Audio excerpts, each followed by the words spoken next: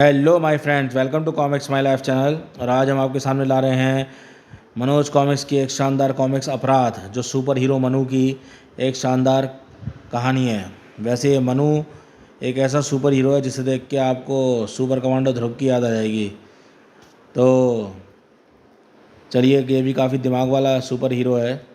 तो चलिए शुरू करते हैं शानदार कॉमिक्स को, जिसका नाम है अपराध। चैनल पर फर्स्ट टाइम आए हैं, चैनल को सब्सक्राइब कर लीजिए ऐसी ऑसम कॉमिक्स के लिए। ये देख सकते हैं कवर पृष्ठ, अपराध मनु। ये रहा super cop Manu, super hero है मनु। अपराध। कॉप बॉय मनु, तूने एक्सपायरो यानी मेरे हाथों से मेरे शिकार को बचाकर मेरी नज़रों में अपराध किया है। अब एक्सपायरो तेरे साथ वो करेगा जो तेरे कानून की नज़रों में होगा एक भयंकर अपराध।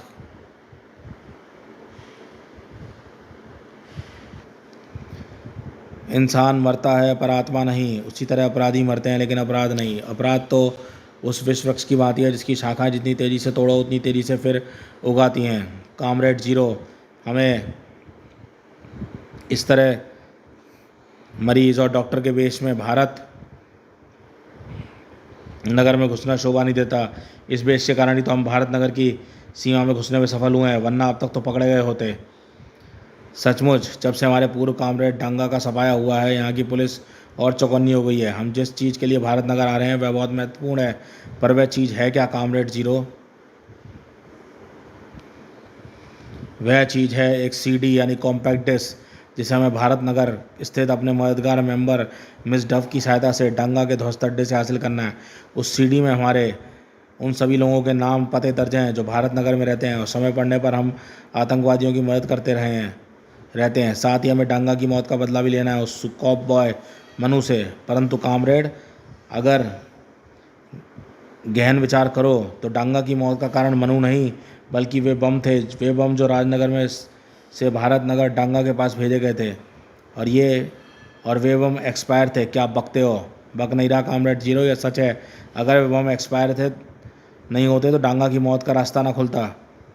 बस करो हाशमी, बस करो, क्योंकि वे बम मैंने यानी कामरेड जीरो ने स्वयं अच्छी तरह चेक करके भेजे थे कि वे बम राजनगर में भेजे गए थे, तब वे बम एक्सपायर नहीं थे। तो फिर वही बम भारत नगर डांगा तक पहुंचते पहुंचते कैसे एक्सपायर हो गए, वो भी हमारी सील लगी पेटी खुले बिना? तुम्हारे सवाल का जवाब इस धरती पर मेरे अलावा कोई नहीं दे सकता। वैन रोको। और वैन रुकते ही, कौन हो तुम, क्या चाहते हो, और तुमने हमें इस वेश में भी कैसे पहचान लिया? तुम तो सिर्फ मरीज बनकर भारत नगर में घुस रहे हो। अगर मुर्दा बनकर भी आते तो मेरी आंखें तुम्हें पहचान लेती।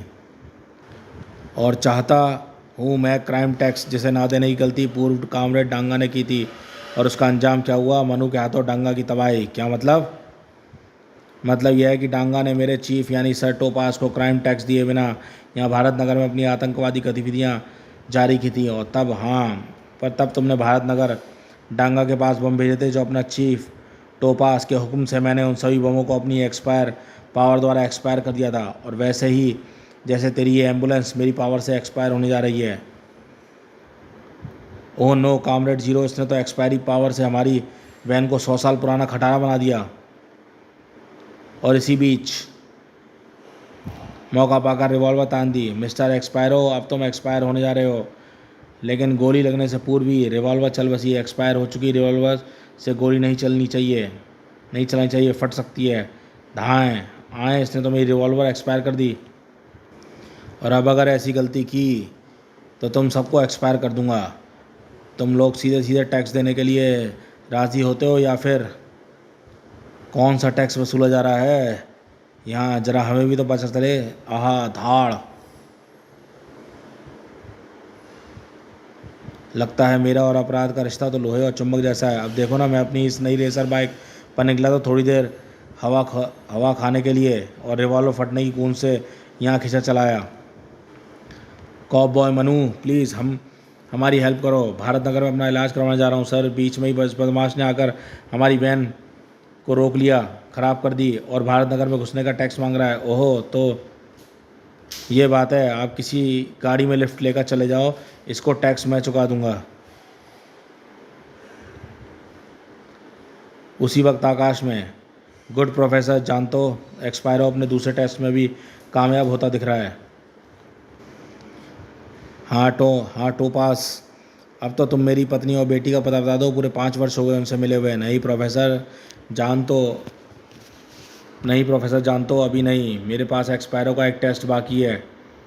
देखो वह लड़का सुपर कॉम मनु है, अगर एक्सपायरो मनु से जीत गया तो हम, समझो हमारा अबियोजेनिस मानवों का बनाने का हमारा प्रयोग सफल रहा, और जैविक मैटर यानी जीवों से बनाने का फॉर्मूला अपराध की दुनिया में एक ऐसी जैविक क्रांति ला देगा जिससे हम दुनिया के अपराध पर छाते जाएंगे प्रोफेसर, छाते चले जाएंगे। और इसी टेस्ट में सफल होना एक्सपायरो के लिए मुश्किल था, जबकि मनु इस जंग को जीतना बहुत आसान समझ रहा था। इसका शरीर कांच का बना है, यानी इसे मेरी बाइक की सिर्फ एक ही टक्कर खील खील कर देगी, लेकिन ये तो यूं खड़ा है मानो इसे टक्कर लगने का कोई भय ही ना हो।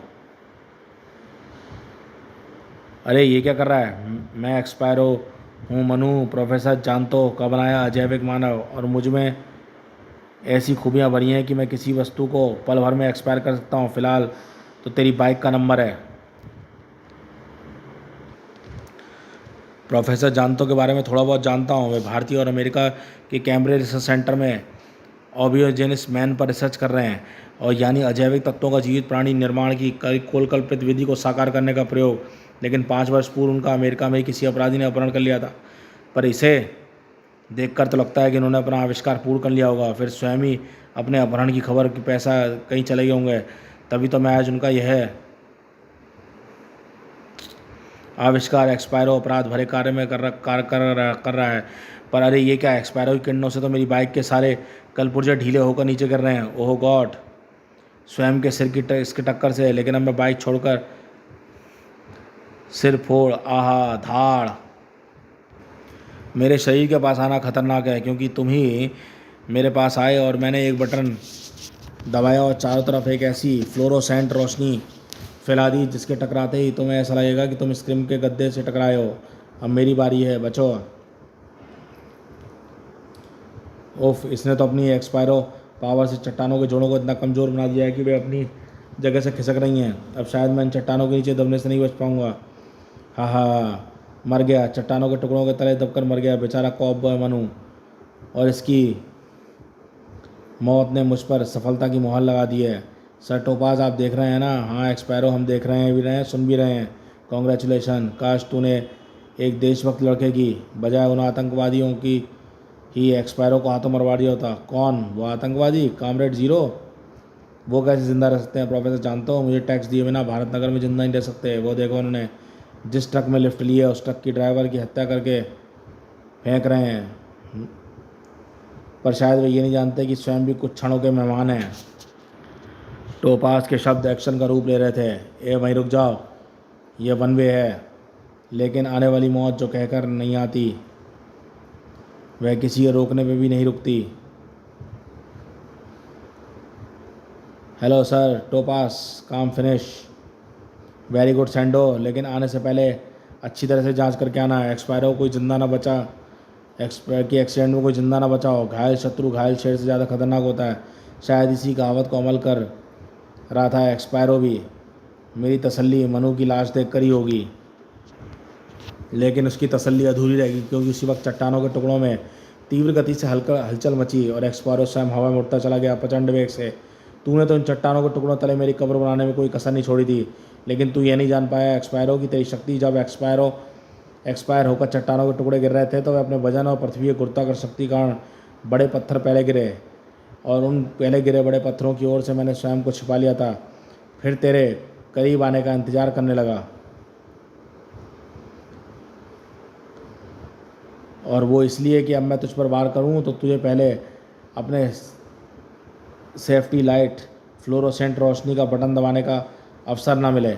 यह वार मनु ने अपनी संपूर्ण ताकत लगाकर किया था तो कर दिया तो, मगर इसका असर उल्टा हुआ। अरे इसका सही तो चट्टानों पर गिरकर भी टूटा, जबकि मेरे हाथ का कचूमर निकल गया। अरे ये तो फिर से उठकर खड़ा हो रहा है, और एक बात स्पष्ट हो गई है कि ये कोई कंचा सीधे अपने किरणों से मुझे ख़त्म नहीं कर सकता, यानी मानव शरीर पर इसकी किरणें बेअसर हैं।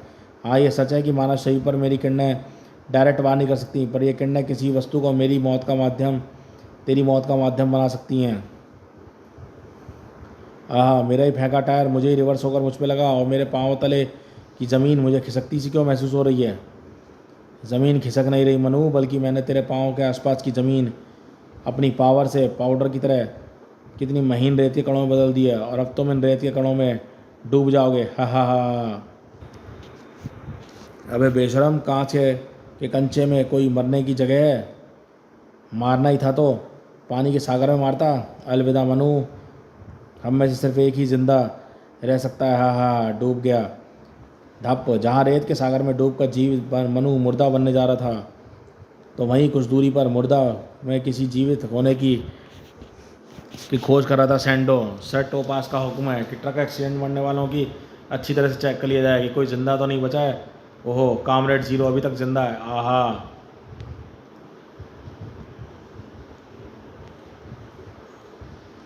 नो, खैर अभी मर जाएगा, लेकिन सट सू। सैंडो की रिवॉल्वर को तोड़ने वाली गोली चलाने वाली थी डव, मिस डव कहते हैं मुझे। पर तूने इसे सैंडो के हाथों से क्यों बचाया? क्योंकि ये भारत नगर में ही मेरे पास आ रहे थे। डव, तुम शुक्र है तुमने मुझे बचा लिया है। याद है हमने साथ साथ ट्रेनिंग ली थी, और राजनगर से चलते वक्त हमने बता दिया था कि भारत नगर में तुम्हारी हेल्प करोगी, लेकिन तुम अचानक यहाँ कैसे पहुँच गई? हाँ, मुझे भी तुम्हारी भारत नगर आने की सूचना मिल गई थी जीरो, और जब तुम लोग नियत समय पर मेरे पास नहीं पहुँचे तो मैं आशंका से तुम लोगों को ढूंढने निकल पड़ी। कहीं तुम लोगों के साथ कोई दुर्घटना न घट गई हो और ट्रकों की टक्कर की आवाज़ सुनकर यहाँ चली गई। हमारे साथ बहुत बुरा हुआ मिस्टर, बहुत बुरा। क्या हुआ मैं जानना चाहती हूँ। घायल कामरेड जीरो ने अपनी सारी घटी घटना सुनाई। मगर मनु के बीच में आने से एक्सपायरो के चंगुल से तो बच गए, लेकिन उस सदैव ट्रक ने मेरे साथी मारे गए और मैं चल भी नहीं सकता है। एक्सपायरो? क्या नाम था तुमने उस हमलावर का? एक्सपायरो। एक्सपायरो, ध्यान से इस लॉकेट को देखो कामरेड जीरो, बताओ क्या वह ऐसा था? हाँ, हूबहू ऐसा ही। पर ये तुम्हारे पास? छोड़ो इस बात को, जल्दी से ये बताओ कि एक्सपायरो तुम्हें कहाँ टकराया था? लेकिन मिस्टर, मैं घायल हूँ, चल नहीं सकता। तुम्हें मेरी मदद करनी चाहिए, वरना मैं हेडक्वार्टर तुम्हारी शिकायत भेजूँगा। तुम्हें हॉस्पिटल पहुँचना है ना जीरो?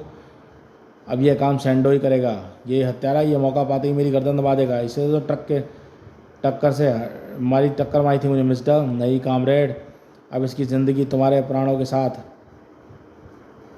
बन जाएगी, क्योंकि तुम्हारी हिफाजत अपने प्राणों से ज़्यादा करेगा। हिफाजत हूँ, तू एक बार मुझे इसके साथ अकेला छोड़ तो सही डव, मैं पलक झपकते ही इसका टेंटुआ दबा दूंगा। पर सैंडो अपने ही विचार में इस मामले से कि डव इंजेक्शन लेकर उसके समीप ले आई। सैंडो, अब कान खोलकर मेरी बात सुन, मैं इंजेक्शन तुझे लगाऊंगी, लेकिन मैं तो सोच रहा था कि यह तुम घायल जीरो को लगाने के लिए लाई हो। नहीं, तुझे लगेगा कि इसमें जहर भरा है जो 1 घंटे में उसमें जहर भरा है जो 1 घंटे में असर करता है। इसे 1 घंटे में तुझे घायल जीरो को लेकर उसके द्वारा बताई जगह पहुंचना है। जीरो को सही सलामत पहुंचाने देखकर इसके साथ ही तुझे जहर की काट बता देंगे, समझ गए? रिवॉल्वर सामने हो तो हर कोई समझ जाता है। फिर सैंडो इतना तो समझता ही था कि इंजेक्शन ना लगवाने का अर्थ होगा डब को गोली से मारना।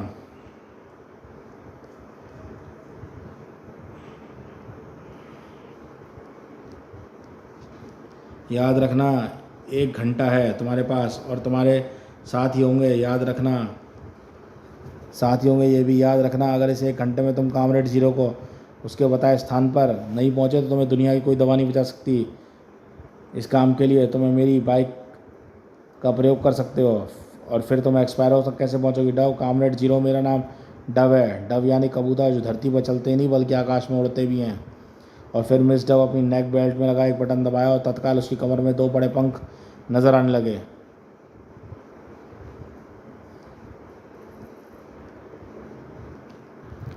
मेरे ये पर कैसे निकलते हैं इस बारे में तो मैं सिर्फ इतना जानती हूँ कि बचपन में जब अपने प्रोफेसर जानतो के साथ कबूतरों को दाना डालती थी तो मैं अपने पापा से पक्षियों की भांति उड़ने की जिद करती थी।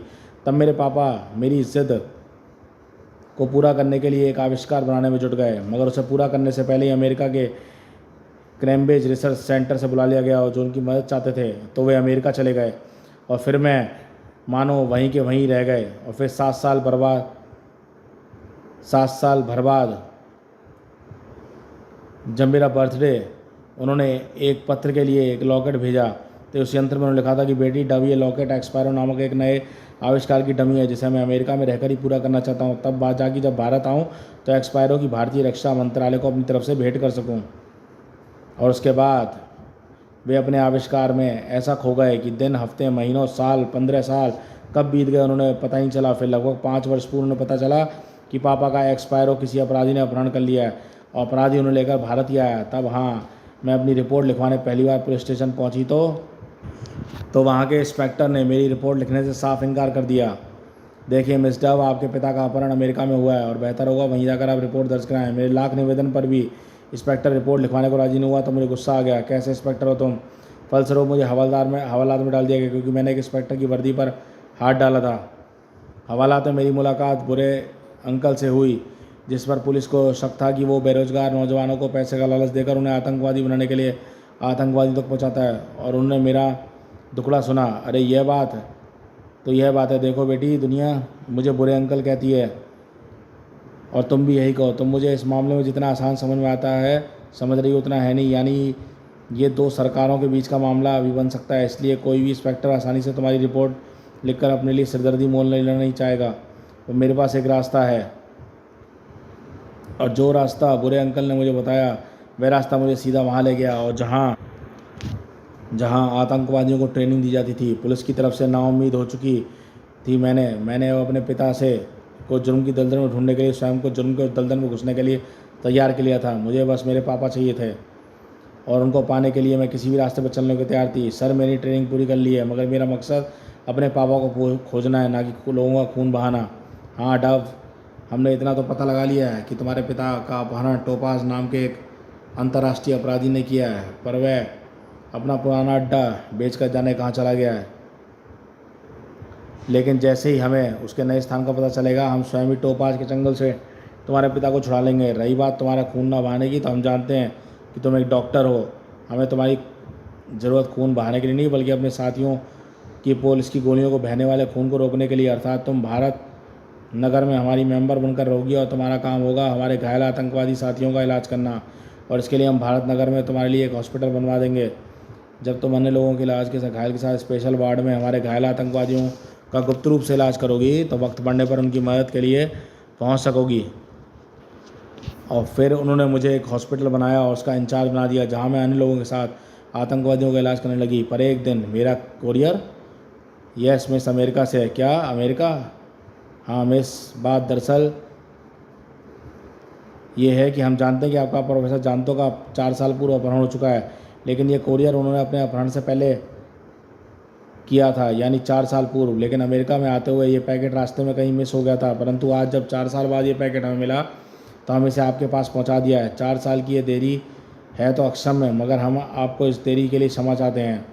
और आज इसके जाने के बाद जब मैंने ये पैकेट खोला तो उसमें एक पत्र के अलावा एक शीशी और नेक बेल्ट निकली। यह शीशी और नेक बेल्ट शायद पापा ने इस बारे में पत्र में कुछ लिखा हो, और उन्होंने लिखा था कि बेटी डव, तू बचपन में मुझसे पक्षियों की भांति उड़ने की जिद करती थी ना, आज मैं तेरी जिद पूरी कर रहा हूँ। यानी कि शीशी की दवा को पीकर और गले में नेक बेल्ट लगा लेना और फिर उसका बटन दबा देना। पर ध्यान रहे, अपने उड़ने की इस गुणों को जितना संभव हो सके गुप्ती रखना, क्योंकि मैं नहीं चाहता कि मेरी बेटी को परी की भांति उड़ता देख दुनिया वालों की बुरी नज़र लगे। और तब मैं इस वक्त पढ़ने परी मैं अपनी इस पावर का प्रयोग करती हूँ और आज मैं अपने पापा को ढूंढ लूँगी, क्योंकि एक्सपायरो के आसपास ही मेरे प्यारे पापा होने चाहिए। डव का अनुमान ठीक था, लेकिन यहाँ परिस्थितियाँ उलट थीं। एक्सपायरो का निर्माण प्रोफेसर जानतो के हाथों अवश्य हुआ था, परंतु ना सिर्फ जानतो बल्कि एक्सपायरो भी इस वक्त टोपास के हाथ ही कठपुतली था। टोपास एक्सपायरो ने कॉबॉय मनु को रेत के सागर में डुबो दिया। अब वह नहीं बचेगा, तो तुम अपना वादा निभाओ। अरे यह क्या, एक्सपायरो के पीछे की ज़मीन उठती हुई सी क्यों लग रही है? उठने वाली ज़मीन नहीं बल्कि रेत से निकला मनु था। धप, रेत के सावर में डूबने से पूर्व मैंने योग क्रिया द्वारा अपनी सांस रोक ली थी और फिर रेत के अंदर ही अंदर एक से एक इंच खिसक कर मैं तेरे पीछे पहुंच गया। और अब मैं तेरा ऐसा इंतजाम करूंगा कि तू उठना तो दूर हिलना भूल जाएगा। शीघ्र ही तेरी पीठ पर मैंने इन चट्टान टुकड़ों को टुकड़े रख दिए हैं। कि इनसे तेरा हिलना डुलना सब बंद हो जाए। अब मैं मोबाइल फ़ोन करके पुलिस को बुलाता हूँ। एक्सपायरो टच से मस नहीं हो सकता था और ये स्थिति टोपास के लिए असहनीय थी। प्रोफेसर जानतो कुछ करो, मनु ने एक्सपायरो को पत्थरों के नीचे दबा दिया है और वह पुलिस को फ़ोन कर रहा है। अगर पुलिस आ गई तो एक्सपायरो को ले जाकर कबाड़ खाने फेंक देगी। कर तो सकता हूँ पर करूँगा नहीं। क्या? हाँ, इस वक्त एक्सपायरो को एक्स्ट्रा पावर की ज़रूरत है और उसे एक्स्ट्रा पावर ना मैं दूंगा और ना ही एक्स्ट्रा पावर देने का तरीका तुम्हें बताऊंगा। प्रोफेसर चीखो मत टोपास, जब भी तूने मेरी पत्नी और बेटी का पता नहीं बताया तो मैं सचमुच कुछ नहीं करूँगा। और याद रखो, अगर एक्सपायरो को एक्स्ट्रा पावर देने में देर हो गई तो उन चट्टानों के नीचे से निकलते हुए प्रयास में अपनी बची कुची पावर भी खर्च कर देगा और फिर उसे एक्स्ट्रा पावर भी ना बचा सकेगी। तुम सुन रहे हो ना टोपास? और जिस एक्सपायरो के निर्माण के लिए तुमने अपना अड्डा बेच डाला वो नष्ट हो जाएगा। सुना? हाँ हाँ, सुन रहा हूँ मैं प्रोफेसर, सुन रहा हूँ और मैं समझ भी रहा हूँ कि आज तक मैं तुझे मजबूर करता रहा, लेकिन अब तुम मुझे मजबूर कर रहे हो। परंतु मैं तुम्हें तुम्हारी पत्नी और बेटी को सामने नहीं ला सकता। क्या मतलब? मतलब ये है कि तुम्हारी पत्नी मर चुकी है और तुम्हारी बेटी लापता है। अब तक मैं तुम्हें तुम्हारी पत्नी और बेटी की जिन तस्वीरों को दिखाकर एक्सपायरो के निर्माण के लिए मजबूर कर रहा था वे दरअसल कंप्यूटर ग्राफिक्स सिस्टम द्वारा बनाई गई होलोग्राफिक फिल्में थी। वास्तविकता यह है कि तुमने मेरे लिए एक्सपायरो बनाने से साफ इनकार किया था और मैंने तुम्हें तुम्हारी पत्नी और बेटी को उठवाने के लिए अपने आदमी भेजे ज़रूर थे, लेकिन ओहो, तो तुम दोनों मुझे और मेरी बेटी डव को ले जाना चाहते हो ताकि तुम हमें टॉर्चर करके मेरे पति प्रोफेसर जानतो को अपने चीफ का काम करने के लिए मजबूर कर सको।